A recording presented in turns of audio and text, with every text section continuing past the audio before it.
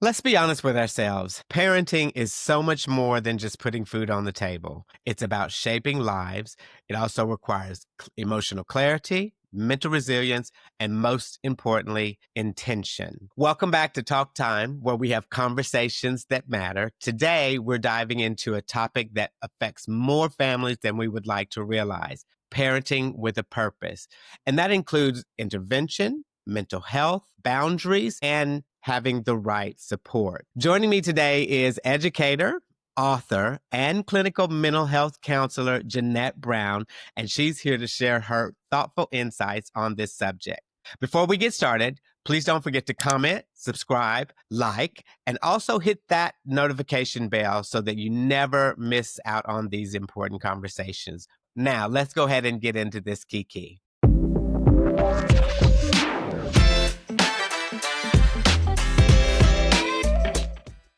Ja'Net, can you go ahead and introduce yourself to the audience? Yes, thank you, Kenneth, for having me today. So I am Jeanette Brown. I've been in education for 25 years, and I'm excited for this new journey into clinical and mental health counseling. I just finished with my master's degree and am Well looking done. to be, thank you so much. So looking to be fully licensed in South Carolina, and then I also have my clinical addiction specialist in North Carolina and an author, recent author to a book we'll discuss soon. In that's a mother, a wife. Um, Yeah, you sound like you got a lot going on. Yeah. So I know that, like you said, you are an author. We will get into your book a little bit later, so that people that want to read. Jeanette has written a children's book, and I'm happy to share that information with all of the parents out there that want to see her book. But we'll get into that in a little bit more detail a little bit later on. Thank you, Jeanette, for that powerful introduction. We are really, really happy to have you with us here today. Let's start with the first step in parenting with a purpose, which is intervention and kind of knowing when to step in. So it's really not about control, it's about connection. When young people start to withdraw, act out, or seem overwhelmed, whether during school, social media, bullying, or peer pressure, these aren't just phases that need to be overlooked. These are signals that we need to pay attention to. Now, I myself am not a parent, but I know a lot of people out there that are parents. And so these are some of the things that, they are dealing with on a constant basis. Jeanette, what are some of the signs parents should watch out for, and how do they know when is the right time to kind of step in? it really it varies. It would be great if there were some magic answer as to, hey, now's the time for you to intervene and check on your child, see if anything's the matter. But Yeah, really, it just starts with knowing your child. yeah, You've got to know them. You've got to watch their mannerisms. You've got to know when they're starting to pull away, maybe yeah, if they're not saying something. Um, you know, it takes practice. yeah, It's like being a parent, you get to do it once, and every child is a brand new chance to do it again. yeah, But you have to just know them when they're just getting too distant. yeah. That's why things like having family dinners and, taking your child for a walk or, just sitting there and having a conversation, watching a movie or something is so important so that you can build that bond and get to know how their workings are. Yeah. I think that's important because you have to, as a parent, again, I am not a parent, but I'm speaking on friends and family who are parents here. So I think it's important to make sure that you are asking the right questions, that you're actually listening to what they're saying, and most importantly, observing their behavior. And when you see something different than that's out of the norm, it's important to not panic, but act with care and make sure that you are approaching that situation with care so that you don't push them away any further. Right, and not even just asking the right questions because we don't know which one is necessarily the right one. Just ask a question. True that. Yeah. Just Yeah. ask a question. Yeah. You never know. Your child might be in the mood to answer, may not, but it's like, check on them. Yeah. Yeah. You just never know. Yeah, because I think if in terms of intervention, the whole point of intervention is stopping something before it happens. And so if you're kind of doing that as you're seeing your child grow up and develop and creating a mind and space of their own to notice those early signs so that you can kind of step in and prevent those long-term emotional wounds. Yes, and also working along with your pediatrician or child's doctor, knowing Yes. what milestones you should be keeping an eye out for, all the way from before the children are even born. There's little milestones and things that you need to be aware of. Yeah, and I think the one lesson there that that I learned as I was researching this topic is that silence can be just as harmful as overreacting. So by not saying anything, you're creating just as much harm. Definitely. And I mean, I even have my own stories with that one, but my theory was always if I say something because I'm concerned and the doctor says, "No, you're crazy." Okay, I can accept that. But if I mention something and the doctor goes, "You know what? I think you're right." Okay. Call me whatever you need to, but if my child needs help, get them the help they need. Absolutely, absolutely. So let's talk then as we move forward with mental health and kind of breaking that generational silence. I know when I was growing up, you didn't talk about things, it was silence. So it took me a long time as an adult to be able to learn how to lean into my emotions and not be embarrassed by my emotions. But we have to be able to break that generational silence in order for our children's children and their children to be able to effectively communicate. So, in many homes, I know talking about your emotions and mental health is still quite a taboo subject. Emotional health of our kids is just as vital as their physical health. So kids are now dealing with depression, anxiety, identity struggles, and these don't just disappear with punishment or prayer alone. You actually have to have some kind of support, and sometimes you often need professional help. So, Jeanette, from your professional experience or from your perspective, how do we go about breaking that silence? And what is one of the best ways that we can start trying to connect with children more emotionally? It's a good question because there's so much to it. The fact of how we were raised, and then it's like trying to change that for Yeah, our own children. So when you think about your own parents and how you're like, hey, how come we never see Auntie so and so or we never see Uncle so and so? And they're like, well, they're a little different, but they never explain how or why, right. or, they're just like, don't worry about that.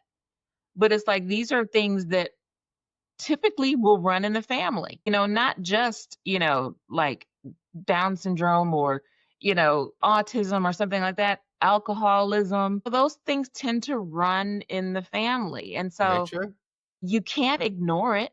You can't ignore it because somewhere along the line it's going to pop up again. And you have to be ready and looking for those signs like, Auntie so and so did have this. Let me do some research and see because the sooner you address it, the better. Making sure that you understand like it's not a death sentence. Yeah. Just face it.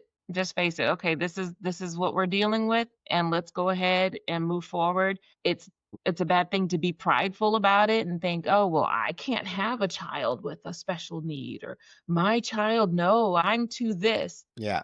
I We mean, we I often knew we never talked about I didn't know what depression was until I was a young adult, probably even a little bit older than a young adult.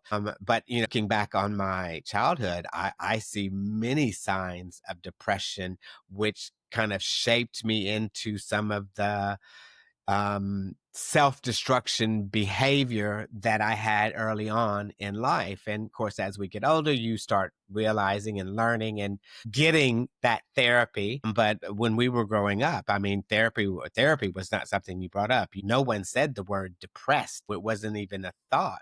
It was just like get your stuff together and move on. I think we're now living in such a different age, especially with the development of social media, which we'll talk also about in a little bit. That we really have to stay ahead of, you know, not only our own mental health, as an adult or as a parent, but really watching out for our kids because they're the most vulnerable. definitely. And also the fact that dealing with these mental health concerns also lead into your physical health. Absolutely. So I think that when just to kind of wrap that section up is that when you think about mental health and talking to your kids and developing that level of trust, it's all about creating that safe emotional space where they feel that they can be more vulnerable. So I think that that's an important aspect of that. Definitely, definitely. And building in that time so that they know I'm not bothering my parent, I'm not bothering my caregiver, like, I Right. genuinely, I'm asking you because I'm concerned and I want you to Absolutely. be okay. Let's talk about a little bit about boundaries because love doesn't mean no limits. So many of us equate love with always saying yes or being constantly available, but that's not exactly really considered healthy. So boundaries aren't barriers, they are guidelines for respect, for safety, for both parent and for child. Jeanette, how can parents set healthy boundaries with their children and then stick to them? That's a good one. It's funny because, like I said, I've been in education for 25 years, and even before then, working with kids, babysitting, things like that. But you have to have rules and guidelines, and they have to be put in place because they make people feel safe. They help you to understand, okay, this is the order of things. So there's this bridge, and I'm sure there's one where you are that's super, super, super, super, super high, goes over water, Mhm. over other bridges and things like that. And those bridges can be really nerve-wracking to drive over, but you feel safe because there's guardrails, okay? If there were no guardrails, would you drive over that same bridge? Absolutely not. Absolutely not. But when you think about it, how many times have you even come close to hitting those guardrails? Never. Mm, But it's like something about them, even though they're half the height of your car, you feel safe because there's guidelines. So it's like remembering that this is not meant to hurt you. This is meant to help guide you, help to keep you on the path that you're supposed to be on. And that's how it is with boundaries with our kids. That's how it is with rules that we teach them. Like this is the way that it has to be because it helps us to be more cohesive, more community mhm. minded, and more at one with who we're working with. So I think for parents to remember and say, like, look, this is not meant to hurt you, and I mean, not even thinking about when I was little, and our parents would say, this is spanking's gonna hurt me more than it hurts you. I know. But it's like to think about it, you're like, maybe we don't have to go to that extreme of a spanking, but at the same point, you're like, listen, if I don't teach you this now, the world is going to teach you this lesson later, and it's not going to be that nice. Yeah. I really like that analogy of the bridge. That was a very good way of putting it. I had never, thought of like that in that respect, but that's a very good analogy of the bridge with the guardrails. I mean, that says a lot because, I think ultimately boundaries teach um, emotional intelligence and respect. So, and that's what those guardrails are there to kind of help do is Steer to you, continue right? to teach that emotional Mhm. intelligence and also teach children and young adults respect as well. So, yeah, very good point. I really did like that analogy. All right, so let's talk a little bit now about support, which is kind of like the fourth pillar of our conversation here, building a village and not a fortress. Here's the truth. You are not meant to do this alone, and neither are your kids. Parenting isn't a solo act. Jeanette, you know that. How can parents create a support system for themselves and for their children? Yeah. We do have a lot of single parents. They're out there. That's real. We do have parents that are coupled.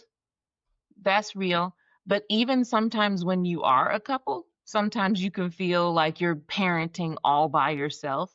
Hmm. So, my suggestions definitely when you do have a partner is to make sure that you all talk about things. You have to be on the same page and seek out support when you just can't find that common ground when it comes to parenting. But reaching out, especially when you need help, is so important because nobody, as a young person thinks, "I can't wait to grow up and have a child with some sort of special need." Yeah, No, no, no no, one does. nobody thinks that. We all think of the fairy tale ending for everything. So when this creeps up and you have a child all of a sudden with a special need, you're like, "Oh, shoot, now what?" You can't necessarily go and ask your mom or your dad because they may not have had a child with a special needs. So you immediately start to feel as though you're on this boat all by yourself. And, you're kind of like, no, I don't want to tell anybody because then that makes me different. That whole pride thing steps in. So it's like you kind of ostracize yourself and thinking nobody's gonna understand. But sometimes just to talk to anybody is helpful. You're not Yeah. always gonna find the expert, but just to say, "Hey, you know what? I'm feeling this way. I need for someone who can listen." Yeah, I mean, and yeah, that can include your friends, if you have a therapist, a coach, grandparents that are out there as well. And I think what you're seeing a lot of, especially nowadays, where there is still, for some people, there is still this shame of talking about their kids' mental health or even their dealing with their kids that may have a mild disability or a full-on disability. There are now, I mean, one of the good things about the internet is that you do now have all of those online support groups that people can reach out to, become a part of, and it's almost like you're talking to strangers. But then after you build up that community of trust, again, I'm not a parent, but some people do find comfort in those online communities, and being able to talk to. Sometimes it helps to talk to strangers, i.e., therapists, about your problems because they can give you a different perspective. But as with everything online, you do have to draw some guidelines and be careful what you share, not overshare, because you never know who's on the other side and if they're genuinely there to help support you or if they are there for malicious reasons. So you have to Yeah, make sure that you whole do your bullying we homework. talk about. Yeah. But, yeah, definitely, just to speak to anybody, after you start to talk to them, if you're like, maybe that's not the right person," then go to the next person. It could just be as simple as a neighbor, Yeah. but when you keep things to yourself and you don't say anything, there's no opportunity for help. Yeah. Very It's true. like you just might be guided to that one stranger who helps to change your life. I Yeah. mean, I could talk for hours about the people who I have just happened to talk to and things just turned around, so Yeah, it's about finding that person, community, people that you can trust, and being able to share that with them because the worst thing you to do is keep that bottled up inside because that's just going to continue to bubble up and then one day it's going to explode. And I think it's okay for people to say, you know what, I don't know what I'm doing and I need some Mhm, help here and looking definitely. out to their immediate support system to kind of get that help. Yes, and I'm looking to start a parents of children with special needs online group, Oh, nice. and Okay. it's in the works and I'm putting together, the whole format and everything, but I was just speaking to a woman on Sunday and she was like, "Yeah, my son just got diagnosed, with autism and Oh, there's all wow. these resources for him, but there's nothing for me." She was like, "I don't know what I'm doing." And then it was just amazing because I just happened to walk by her and someone's like, "Hey, you should talk to her." And I said, "Do you see this big, tall guy over there?" I said, "He's like 6." And she goes, "Yeah." I said, "That's my son on the autism spectrum. Yeah. That's my son who drove me to church. That's my son who graduated from community college. That's my son." And she was Yeah. just like, she just started crying. And I was like, "You know what?" I was like, "I got you. I Yeah. got you. I understand." I was like, "And we're going to be able to help each other." Yeah. I mean, that's perfect because that kind of leads us right into our next subject, which is dealing with and supporting youth with disabilities. And as you've just mentioned, we know that your son is on the autism spectrum. Yes. So I know you deal with that on a daily basis in your life. So I know that children with disabilities, any kind of disability, often require additional emotional support, especially when it comes to mental health. Jeanette, I know you recently led a presentation for parents of children with special needs. Can you share some insight from that session that you had with them? Sure, sure. So The first thing is to really discuss what is special needs. Sometimes we may think a physical disability or something that can typically be seen, but there's also this whole world of children that don't have an outward appearance of having a special need. Mm, A child with sickle cell has a special need. A child with autism, ODD, which is oppositional defiance disorder. You can't see these things, but they are still these hidden disabilities that need to be addressed. So, first of all, knowing that just because you can't see it outwardly doesn't mean that a child doesn't have a disability of some sort. yeah, So making sure that we are not also not being judgmental of children when we see them having certain types of outbursts or things like that. Sometimes if you're sitting in church or you're at the mall and you see the kid who's having the temper tantrum, and the first thing you do is go, "Ooh, I couldn't do that." Are you looking at them like, "How come they don't?" The thing is, you don't know. You just don't know. yeah. So stay in your lane. If there's some type of positive support that you could give this parent at that moment, then yeah, definitely. I'm sure that they would appreciate that more so than someone staring down at them in criticism. Yeah, for sure, for sure. I don't think people realize how many, um, children are out there with special needs or disabilities. I noticed, when I read through your presentation, it was very interesting because you did call out that there were like 14.1 million US children that had special healthcare needs from 2019 and 2020 alone. Something you are very familiar with. 1 in 31 children are diagnosed with autism. So these are some statistics that I think people need to realize when they come across a parent or a child that has special needs, and know that like for me, for someone who doesn't have children, I have to make sure that I understand and respect where that parent is coming from in dealing with their children, and show them compassion, show them respect, and be there to be there and be supportive if needed.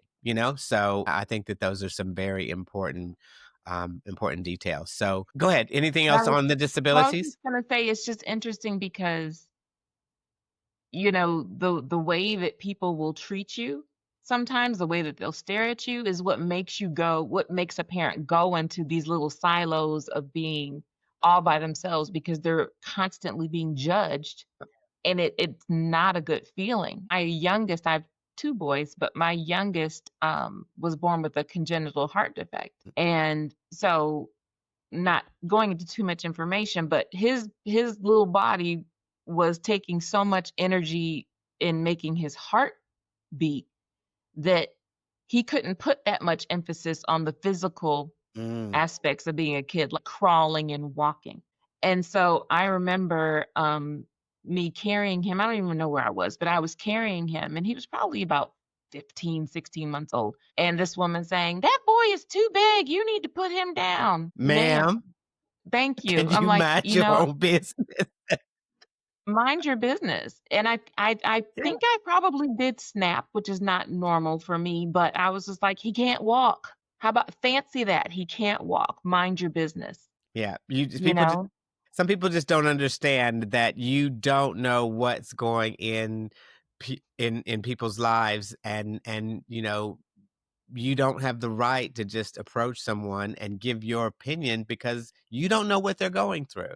And I You think we don't. all could, take a lesson from that toolkit, and learn to be more respectful of people, their times, and what they're doing in their own lives. So Definitely. And part of that presentation that I had with the parents was also talking about those things that you plan for, like, hey, the happy, fancy life with kids versus what you actually received. Finding a community where you fit in.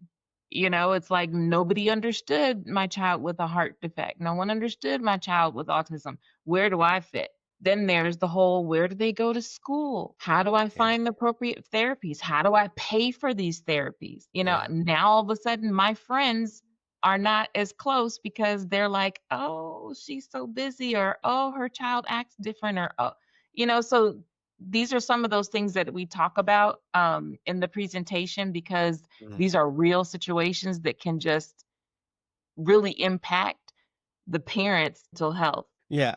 So when you did that presentation, where did you give that? Or was that part of your master's degree? This was part of my master's degree Okay. and part of what I want to do in the Okay. future.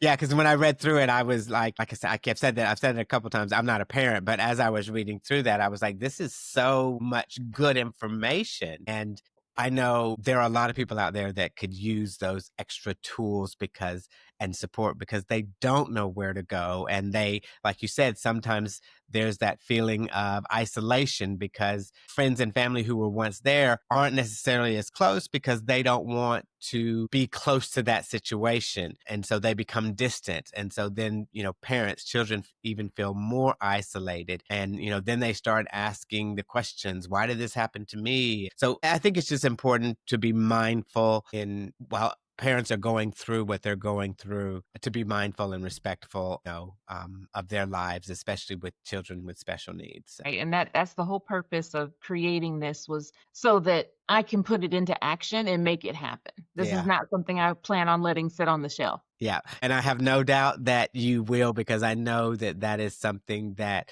you strongly support and are a champion in. So Thank the you. world is a better place. And any of those North Carolinians out there that get the opportunity of working with Jeanette, you will be the lucky one. So, because I know you're very passionate about what you do. Thank you. The last thing I want to talk about really quickly before we then have a quick conversation about your book, because I do want to share the information about the children's book you wrote, is just a quick conversation on cyberbullying and mental health.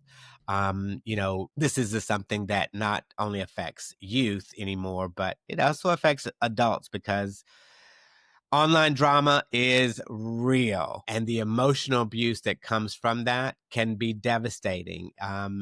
It can be just as devastating as the physical abuse, and in some cases more harmful because once it's online forever, and you don't really get to step away from it. So let's just talk a little bit about cyberbullying. I mean, what is your thoughts on cyberbullying and ways that we can help our children understand when they're being cyberbullied and the effects of that, and how to reach out and get some additional emotional and physical support? I think the first thing that parents need to realize is it starts before you even realize it. Your child is antsy, so you give them your phone and they get on YouTube and they find these little videos and you're like, okay, Sarah and Johnny are fine. They've got the virtual babysitter to help Yeah. them out. I get it. I'm not criticizing because you give your child your phone. I've done it. Yeah. However, you have a 2-year-old who has put on, I don't know, whatever they watch, Bluey, I think is what they watch now. But people are taking these innocent videos and then doing voiceovers and Mhm. putting little things into there that your child is hearing. So imagine if they're watching the rainbows and the unicorns and then they're like, well, you should just die.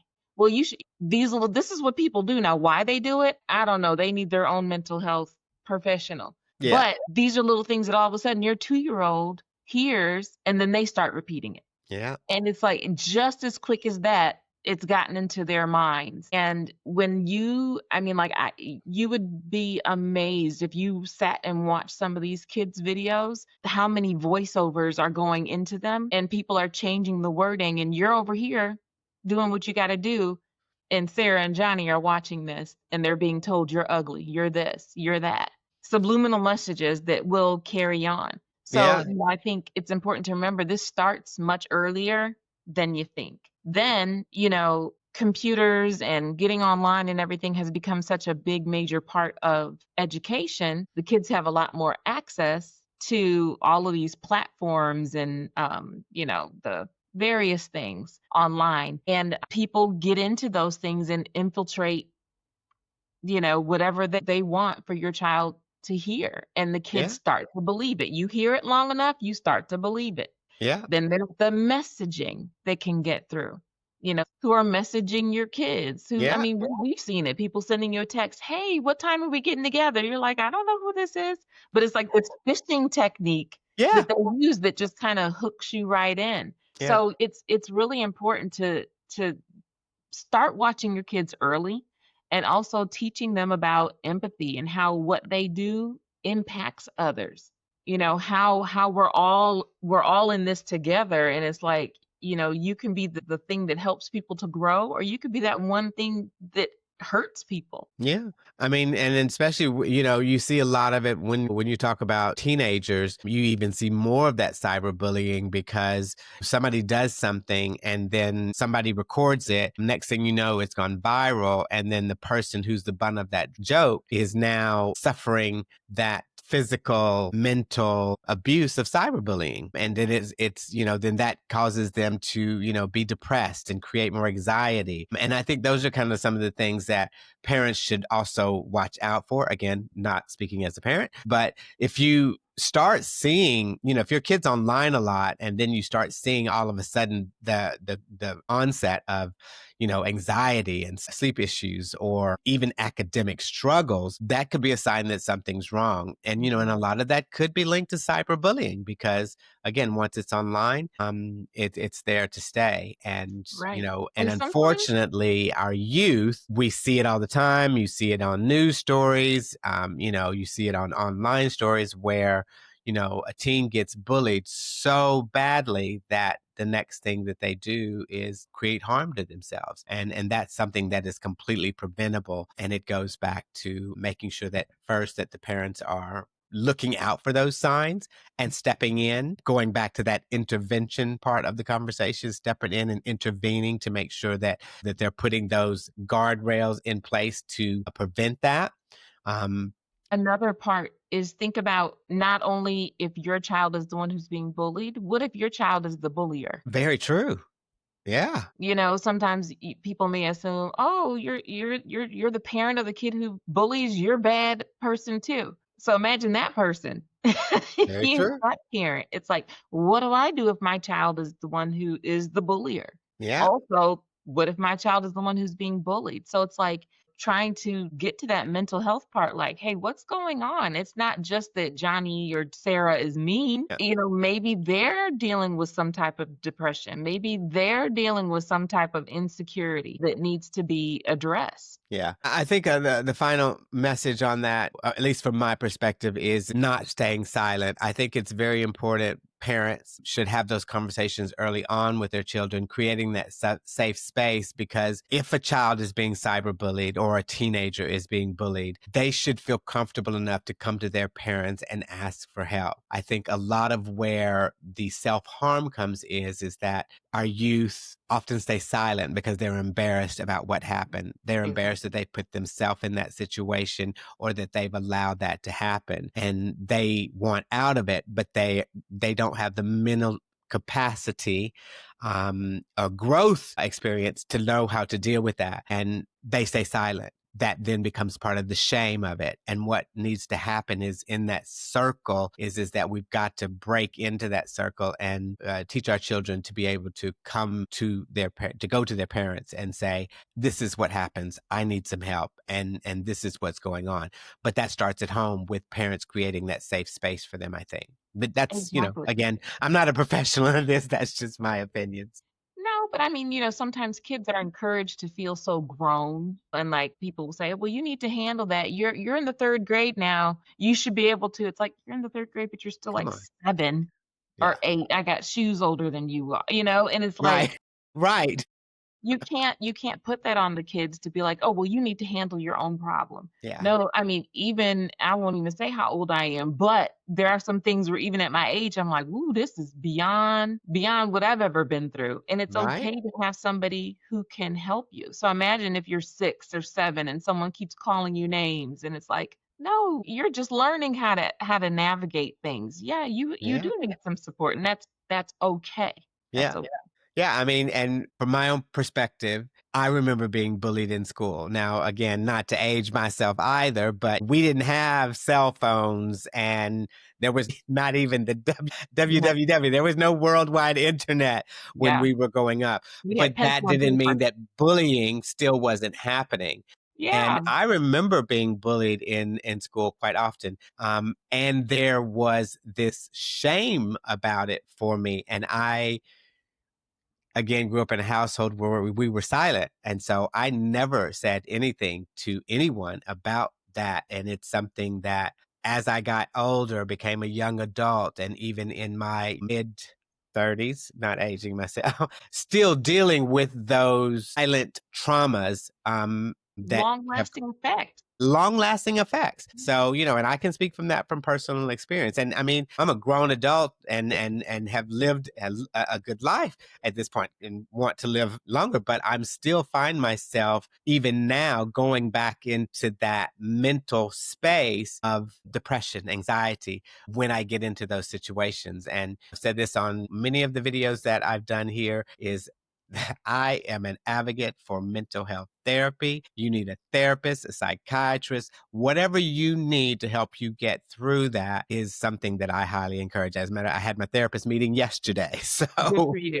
once every 6 weeks, we meet and we talk and I get the things out of my head. So again, Yeah. I think it's just something that's very important, and that there should be never be a stigma behind asking for help. Definitely, and especially in the African American community, Amen. we need to realize like, hey, no, we've got things that we need to unpack and deal with just like anybody else. Yeah, And it's not just an age thing. Things very can true. come up when you're 60 just as well as they could come up when you're 10.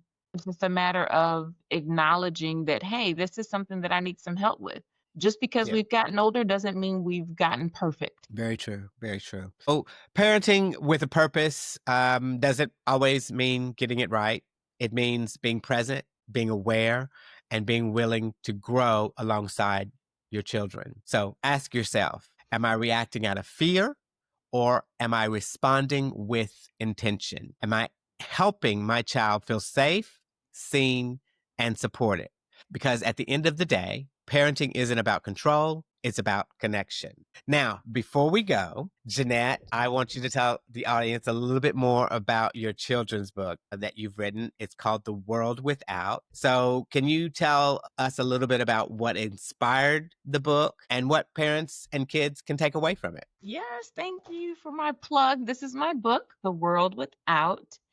And it has been a brainchild for a long time, over 20 years. And Wow. yeah, and it was just something where I was like, what if what if we didn't have bugs? What if we didn't have like this was just something that just always played in my mind. Wow, imagine how it would be if we didn't.